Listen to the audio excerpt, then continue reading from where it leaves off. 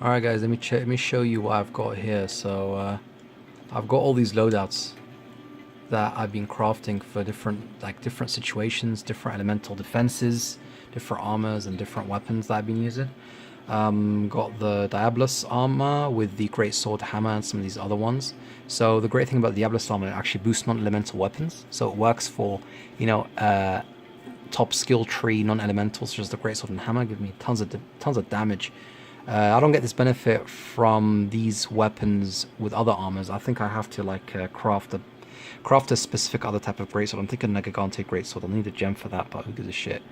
Got the Odoguran with longsword and insect glaive. Recently got the Basil. Basil's really good. It gives you it gives you earplugs, and it gives you guts, which is a really good skill if you don't want to get knocked out immediately, especially if it's a one feint investigation with tons of money on the line.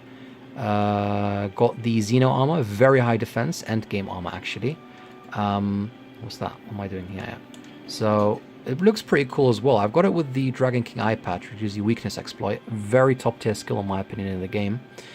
So I got it with the insect glaive and the longsword and the hammer. Recently I picked up the charge blade, which I played a little bit back in Monster Hunter 4, but I'm still not comfortable with it as much as I am with the greatsword, for example. And yeah, so the charge blade, I think I got the best one in the charge blade weapon tree. It's called the Diabolus Tyrannus. It's got minus 30 affinity, but recently I've got the Rathalos armor, which comes with Weakness Exploit 3, which means you get 50% increased affinity when hitting weak spots, which is pretty OP, pretty good if you're using a very high damage, low affinity weapon.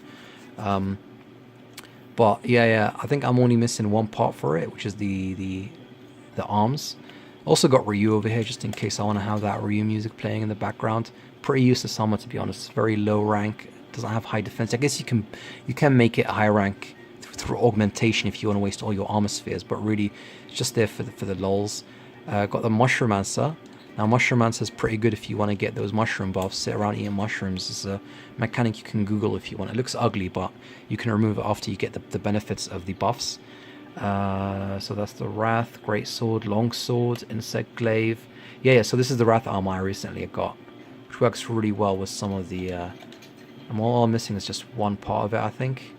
Just the gloves, but I actually don't need the gloves because the Basil armor gives me earplugs, and also, what does it give me as well? It gives me critical draw, which is, I guess, is good for like a great sword or something like that. Recently been working on the Kushala armor, missing a part for it as well. So I put a Basil instead of it. I need to get the Aura gem, which takes a long time. I don't know if you guys know about gems. It takes ages to get. Very difficult to obtain. Then I'll be working on like a heavy bowgun and a lance. A heavy bowgun I haven't used since the PSP time. Lance, I mained that a little bit actually in Monster Hunter 4, so I'm really familiar with it. But I haven't been buffing the weapon up. Horn is, I always play in every Monster Hunter. I always suck at it, but I always pick it up. It's for the jokes. It's really good if you're playing as a team and you're all buffing each other. So I need to work on that as well. These are the ones I'm working on right now, just to get those loadouts. If I can just find my wish list, I can't find it. Anyway, you guys need to catch up, man. Like me and Jake are like way ahead. Even like some of the mantles you can get. Like, I don't want to give any too much spoilers, but you can get some pretty OP shit later on in the game, unlock a lot of stuff, make everything streamlined. So it's a very huge time investment, but when you're playing with friends and it's online, it's really fun. It's more fun than Street Fighter, to be honest. But I guess Street Fighter, we'll always go back to it, right? We'll always end up going back to it. And show you my guild card actually, in case you faggots haven't seen the picture I sent you over here. So it's basically, my character looking very sexy. I chose to go for a Sat Guild type look, even like his wild hairdo. Rapier of Love, of course. Why not? And go over here. The usage has been all over the place. To be honest, I haven't really stuck to one weapon. I've just been moving about a little bit. Played around a lot in training mode, spending some of the time on the other armors. But I'll send you a picture of what I used to use in the old ones, just to sort of show you the development. I know some of you are new to the series.